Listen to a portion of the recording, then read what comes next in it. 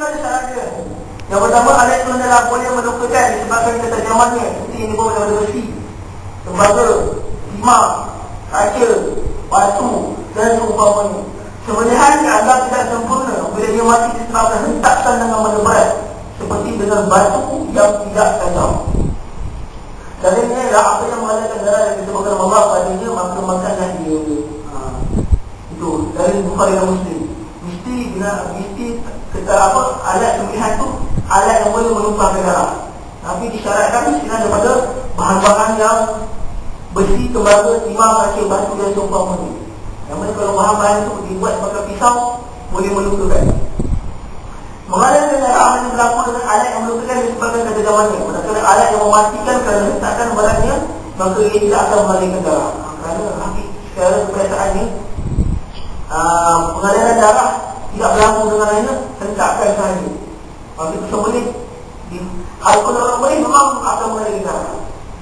Ini adalah tujuan, antara tujuan atau perkembangan mafasid penyembelihan inilah kita putuskan diharapkan orang berian untuk mengeluarkan darah-darah kotor.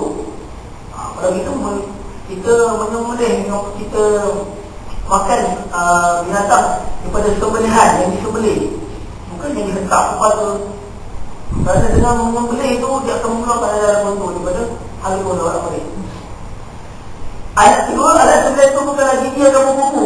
Tidak ada sembelihan yang menggunakan salah satu daripadanya, walaupun ini melukakan. Dan ketajamannya mengakibatkan mengalir semua darah. Kerana menggunakan gigi atau kuku ni memang dalam hadis terang, sebab dalam dua unsur ni tak boleh dijadikan alat sembelihan. Kerana dalam hadis Nabi dilarang gigi dan kuku. Walaupun satu hari kita katakan gigi, orang jadikan pisau daripada gigi, orang jadikan pisau daripada gigi. Kerana walaupun ada ulama mesti pendapat, kerana walaupun gigi dijadikan sebagai pisau sekalipun, sebagai bahan untuk menulis, orang gigi kita dia gantung menjadikan sebagai pisau.